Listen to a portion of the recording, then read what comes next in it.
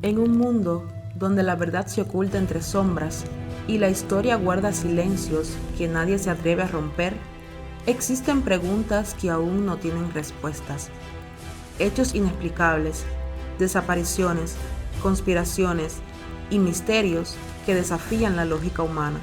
Si te apasionan los secretos del pasado, las conspiraciones no resueltas y los eventos que desafían la lógica, prepárate, porque detrás de cada enigma hay siempre una verdad oculta. A veces las tragedias no llegan como un trueno repentino, sino como una cuenta regresiva que ya comenzó mucho antes de que alguien la escuchara. Eran las 11:38 de la mañana. El cielo estaba azul, despejado, no tenía ni una nube. Las cámaras estaban listas. Millones de ojos observaban con orgullo. Escuelas conectadas por televisión, una misión histórica. Y en la plataforma de Cabo Cañaveral, un transbordador esperaba su momento. Pero lo que nadie sabía era que entre los pernos y las juntas de ese transbordador ya se encontraba la falla. Una falla que llevaba años susurrando advertencias que fueron ignoradas. Lo que sucedió 73 segundos después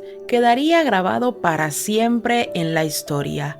El cielo literalmente explotó. 7 vidas se perdieron frente a millones de espectadores. Lo que debía ser un logro de la ciencia terminó en una tragedia que aún hoy genera preguntas. ¿Fue un accidente inevitable o una catástrofe anunciada desde adentro? Hoy en Enigmas reviviremos cada segundo del caso Challenger, con todos los detalles técnicos, las advertencias ignoradas y la verdad detrás del momento en que Estados Unidos vio cómo su orgullo espacial se desintegraba en el aire. Esta es una historia donde la ciencia se enfrenta al ego y donde el silencio técnico se convirtió en la explosión más triste de la era espacial. Porque a veces lo más peligroso no es lo que sabemos, sino lo que elegimos ver. Comencemos.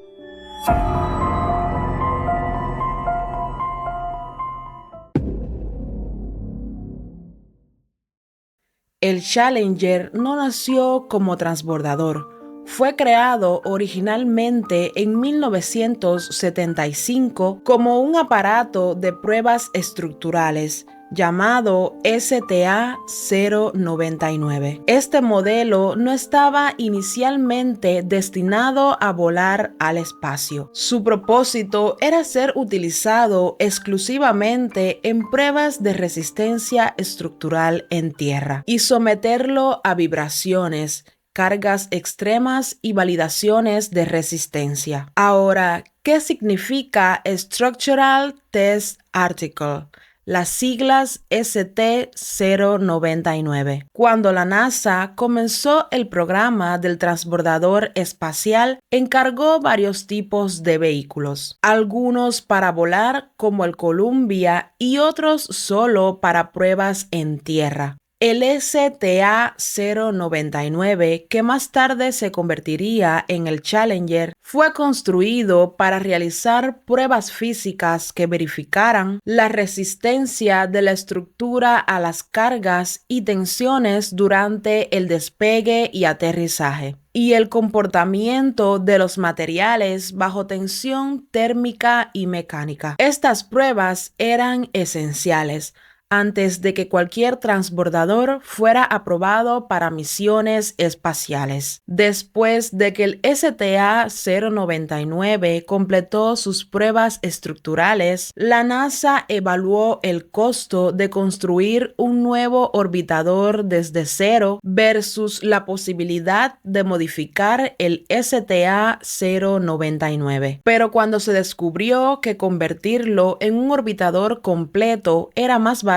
que modificar otro modelo más antiguo, la NASA tomó una decisión arriesgada: transformarlo en una nave espacial reutilizable. Así fue como se autorizó su transformación, la cual incluyó reemplazar componentes internos con versiones reales de vuelo, instalar sistemas de navegación, protección térmica y motores, fortalecer partes de la estructura que no estaban diseñadas originalmente para volar. Una vez convertido, recibió su nuevo nombre, Orbital Vehicle 099 Challenger. Así fue como nació el OV-099, mejor conocido como el transbordador Challenger. Fue ensamblado por la empresa Rowell International y comenzó sus misiones oficiales en 1983. Desde entonces acumuló 10 vuelos exitosos,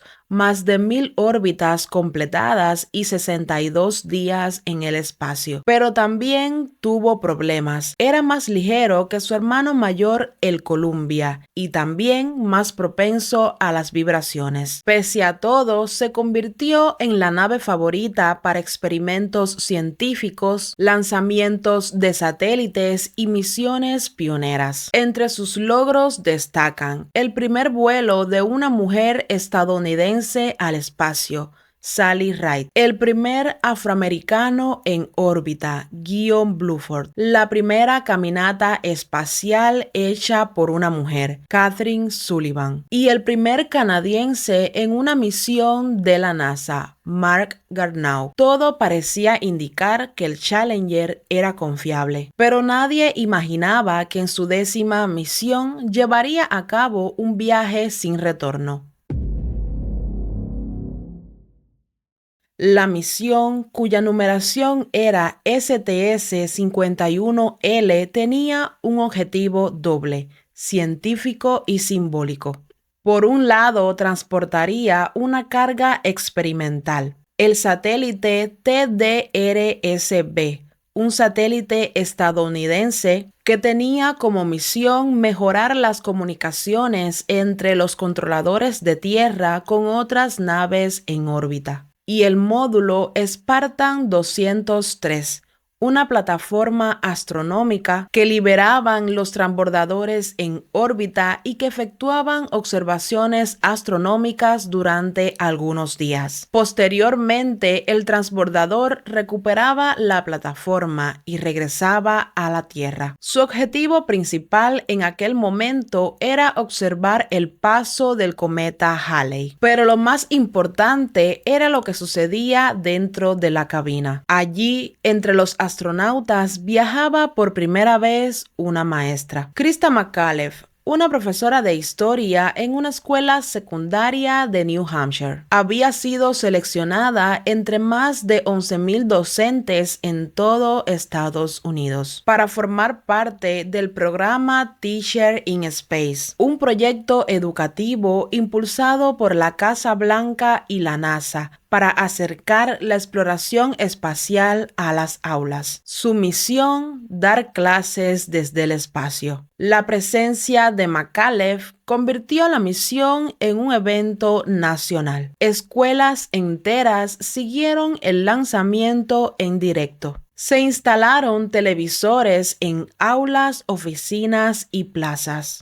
Millones de personas se preparaban para ver historia en vivo. Los otros miembros de la tripulación también eran destacados. Francis Scooby, comandante de la misión. Michael Smith, piloto de pruebas con experiencia en combate. Judith Resnick, ingeniera eléctrica, la segunda mujer estadounidense en el espacio. Ellison Onizuka, primer astronauta de origen asiático-americano. Ronald McNair, físico con doctorado del Instituto de Tecnología de Massachusetts y saxofonista de jazz.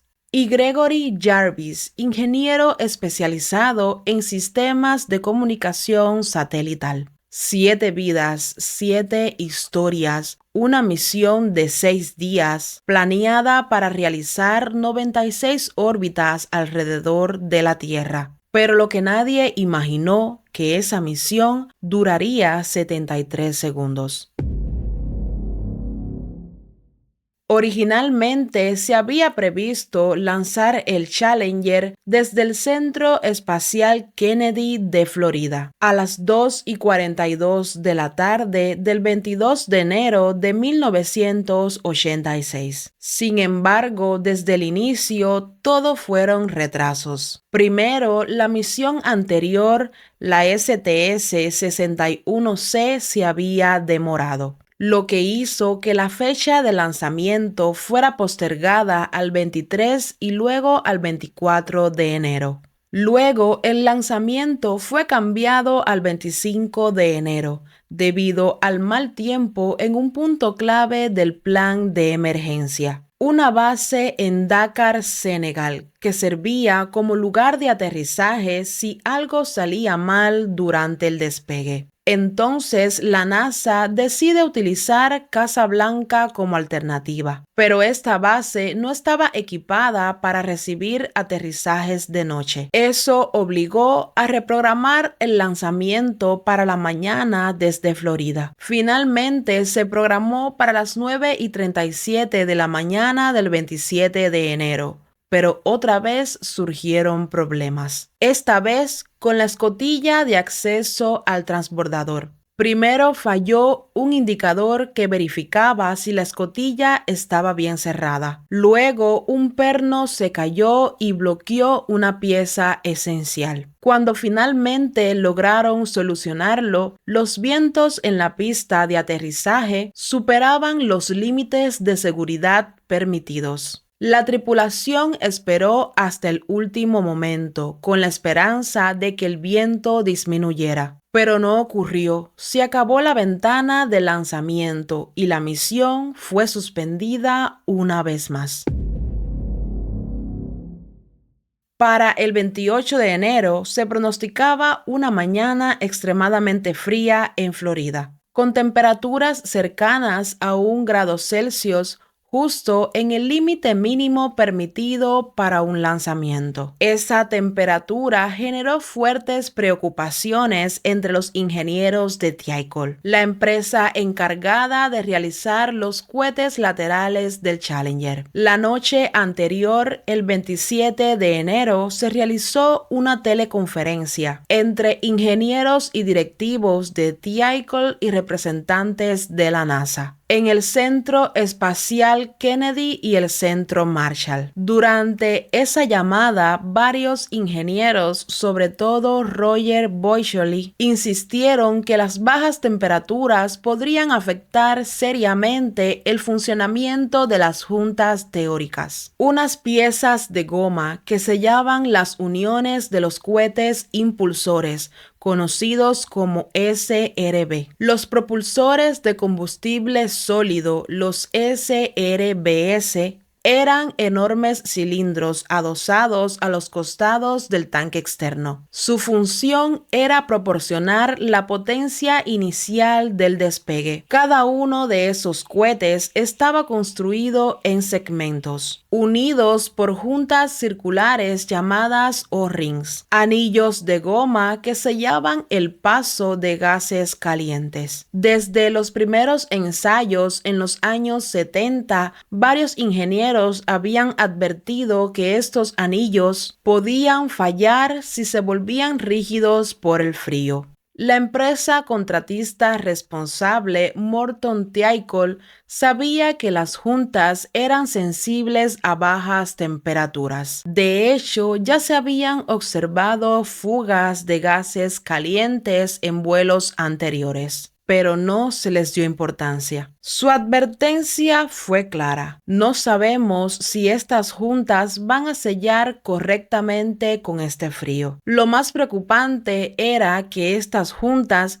fueron clasificadas como componente de criticidad 1, lo que significa que si fallaban no había ningún sistema de respaldo. El transbordador y su tripulación podrían perderse. Al principio, Thiokol respaldó la recomendación de sus ingenieros: posponer el lanzamiento. Pero desde el lado de la NASA hubo presión. Un alto directivo dijo: "Estoy horrorizado con su recomendación". Otro, en tono sarcástico, preguntó: ¿Y cuándo quieren que lancemos? ¿En abril? Ante esta presión, la directiva de TICOL cambió su postura y en contra de sus propios ingenieros recomendó seguir adelante con el lanzamiento. El argumento fue: no hay pruebas concluyentes de que falle, solo una sospecha. Y con esa frase se selló el destino del Challenger. La NASA, además, no estaba completamente al tanto de los problemas que TICOL había observado antes con el frío, ni entendía la preocupación de Rockwell, otro contratista, por el hielo acumulado en la plataforma del lanzamiento. Con todo esto, la decisión final fue seguir adelante. El lanzamiento del Challenger se realizaría el 28 de enero como estaba programado.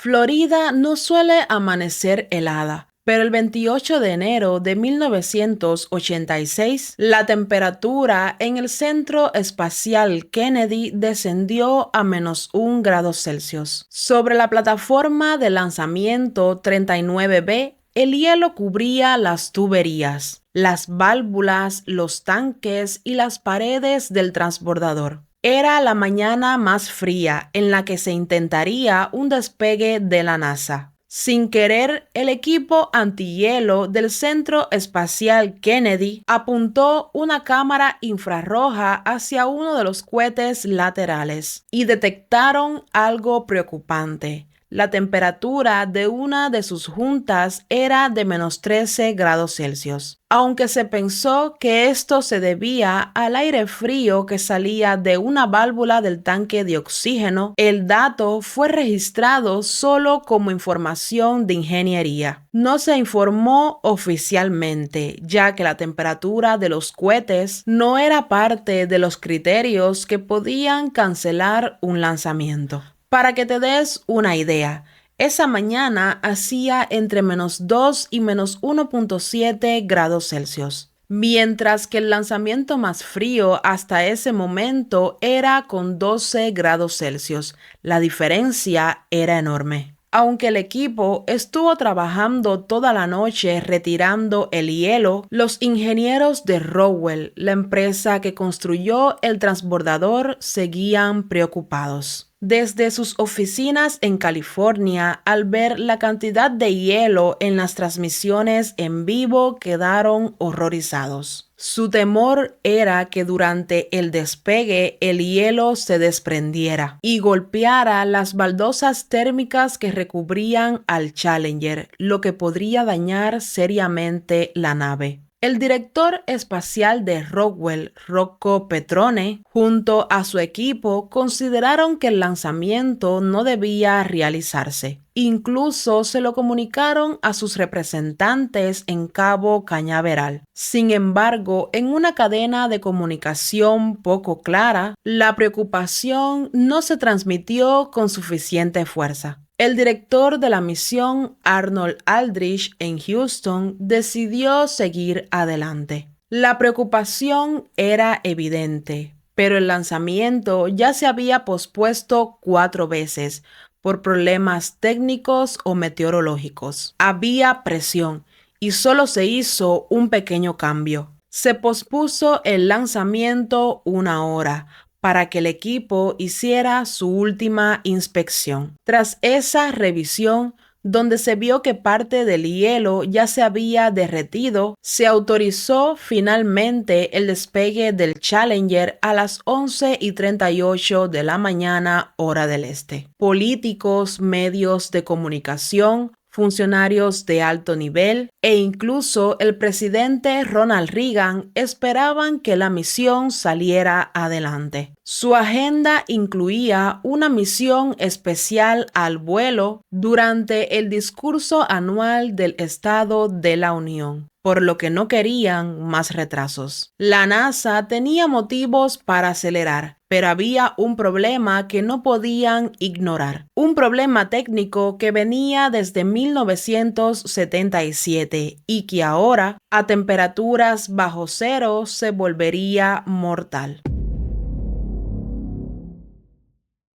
Finalmente llega el día tan anhelado, el martes 28 de enero de 1986, a las 11:38 de la mañana. El cielo estaba completamente despejado. Cientos de periodistas, familias de los astronautas, escolares y autoridades observaban desde las gradas de visitantes. Más de 40 millones de personas veían el lanzamiento en directo por televisión. Las cámaras enfocaban la cabina. McAuliffe saludaba con una sonrisa y Scope daba la señal. Todo parecía en orden y a los pocos minutos se escucha en la cabina: motores encendidos, iniciando cuenta regresiva. 3, 2, 1, encendido. Los 3 motores principales del Challenger encendieron como estaba previsto y todo parecía ir bien. Segundos después, los 2 cohetes impulsores, los SRB, se activaron y el transbordador despegó de la plataforma. El Challenger se elevó con fuerza. Desde la distancia se veía la estela blanca cruzando el cielo azul y todo parecía normal, pero en realidad no lo era. A los 0.6 segundos del lanzamiento, algo comenzó a ir mal. Una cámara registró una fuga de humo gris oscuro cerca de una de las juntas del cohete derecho. Ese humo era una señal clara de que los gases calientes estaban escapando por un punto que debía estar sellado. Lo que no sabían en ese momento es que la junta tórica, la pieza crítica hecha de goma, no se había sellado correctamente por culpa del frío extremo. La goma estaba rígida y eso impidió que hiciera su trabajo a tiempo. A pesar de eso, el despegue continuó. El Challenger superó la torre de lanzamiento. La misión pasó al control de Houston y todo parecía avanzar normalmente. Durante los siguientes segundos, esa fuga de gas se convirtió en una llama apenas visible. Y a los 36 segundos, el Challenger pasó por una zona de vientos cruzados intensos. El sistema de control respondió, pero la estructura del transbordador fue sometida a una tensión adicional. Pero a los 58 segundos, una cámara de seguimiento detectó algo alarmante. Un penacho brillante salía del mismo cohete derecho. Ese penacho era en realidad una llama. El gas caliente había atravesado por completo la junta y comenzaba a dañar el tanque externo que contenía hidrógeno y oxígeno líquido. A los 64 segundos se detectó una fuga en ese tanque. El Challenger aún volaba y desde tierra no se percibía el peligro. A los 68 segundos el control le dijo a la tripulación: procedan a acelerar. El comandante Dick Scope respondió: Roger, proceder a acelerar.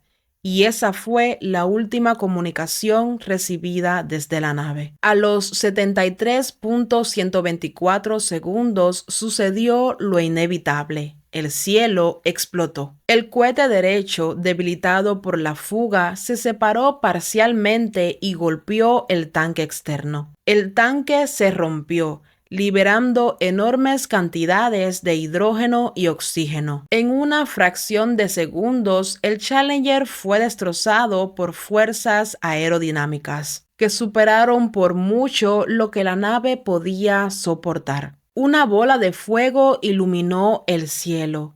Desde tierra se vio una enorme nube blanca que se expandía en forma de Y invertida. Para el espectador promedio, aquello parecía una explosión completa del Challenger. Pero lo que realmente ocurrió fue mucho más complejo y devastador. Los controladores de vuelo estaban confundidos al principio, pero pronto comprendieron que algo terrible había ocurrido. La explosión no fue causada por un error interno del Challenger, sino por la ruptura del tanque externo provocado por el escape de gases ardientes del SRB derecho. Ese fuego perforó el enorme tanque naranja que almacenaba el hidrógeno líquido, y al entrar en contacto con el oxígeno líquido se generó una combustión brutal. La nave no explotó como una bomba.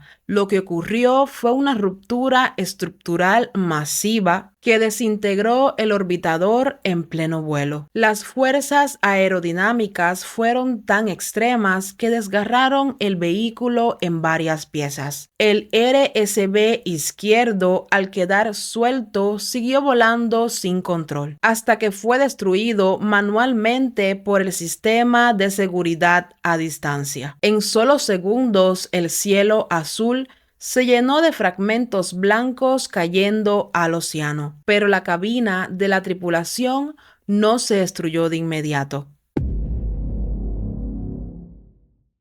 Después de la explosión, una cámara de seguimiento captó una imagen impactante. La cabina de la tripulación del Challenger, aún intacta, emergió entre las nubes de humo y fuego. Esta sección del transbordador estaba hecha con una estructura de aluminio reforzado y era extremadamente resistente. Cuando el resto de vehículos se desintegró, la cabina de la tripulación, aún presurizada, salió disparada intacta por la fuerza de la ruptura. Flotó en el aire por unos segundos, alcanzando los 20 kilómetros de altitud antes de caer al océano. La NASA calculó que las fuerzas de esa separación fueron intensas al principio, entre 12 y 20 veces la fuerza de gravedad, pero duraron solo 2 segundos. Después de eso, la cabina estaba prácticamente en caída libre, con fuerzas inferiores a 4G,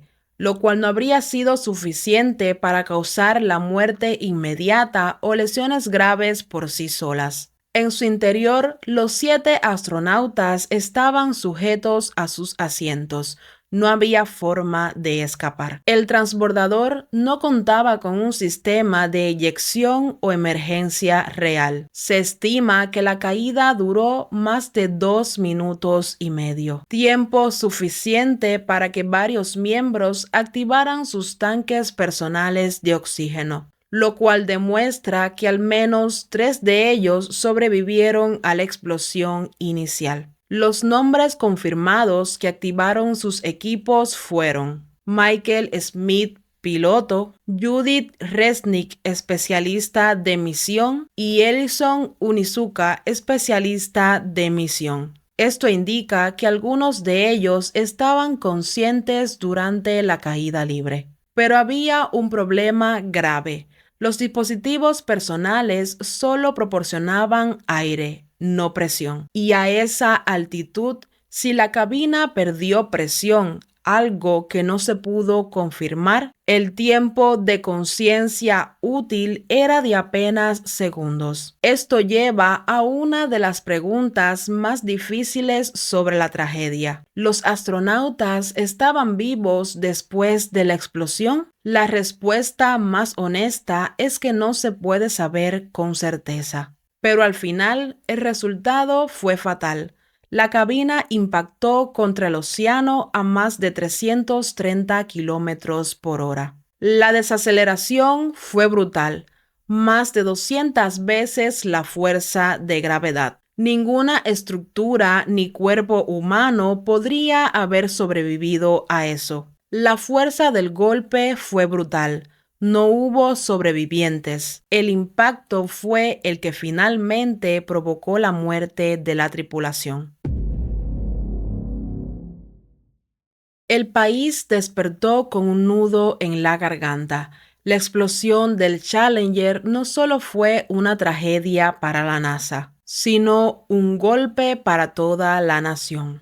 Familias, escuelas y millones de personas se enfrentaban a una dolorosa realidad. 7 héroes habían perdido la vida en el cumplimiento de su misión. La Casa Blanca reaccionó rápido. El presidente Ronald Reagan pospuso su discurso del Estado de la Unión para incluir un homenaje a los astronautas y designó una comisión especial para investigar lo ocurrido. El 29 de enero de 1986 se creó oficialmente la Comisión Presidencial para la investigación del accidente del transbordador espacial Challenger, conocida como Misión Roger, presidida por el exsecretario de Estado William Roger. La comisión tenía la misión de determinar las causas técnicas y organizativas del accidente y recomendar acciones para evitar futuras tragedias. Entre sus miembros se encontraban expertos en aeronáutica, astronautas retirados, científicos y representantes del gobierno. Una de las figuras más destacadas fue el físico Richard Feynman, quien, con su carácter irreverente y científico, hizo una investigación irreverente que destapó verdades incómodas.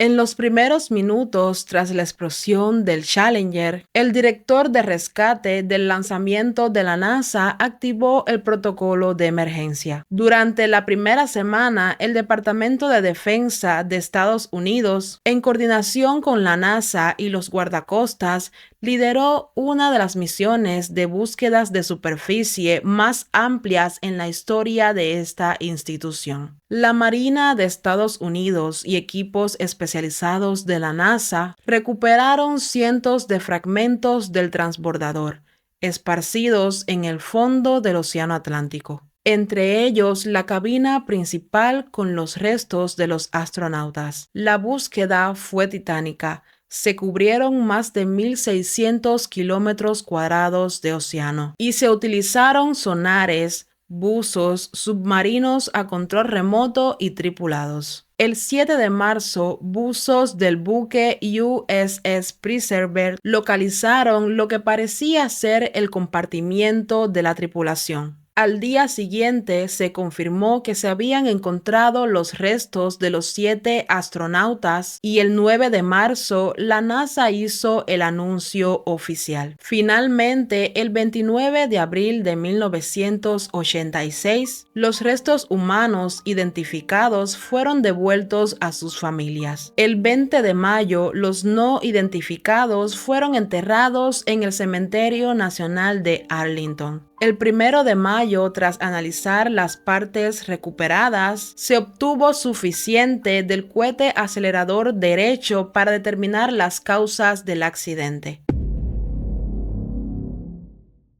La investigación reveló que la causa inmediata fue la falla del anillo teórico del propulsor sólido derecho, que falló en sellar debido a las bajas temperaturas. Esto permitió la fuga de gases calientes que dañaron el tanque externo, provocando la ruptura estructural y la desintegración del Challenger. Por otra parte, el transbordador no tenía un sistema de escape. Aunque se habían considerado durante el desarrollo, la NASA había concluido que el vehículo era lo suficientemente seguro para no necesitarlo. Se estudiaron sistemas de evacuación como asientos eyectables, cápsulas de escape o cohetes de emergencia, pero todos fueron descartados por su complejidad, peso y dificultad para aplicarlos en una tripulación numerosa. El resultado fue claro.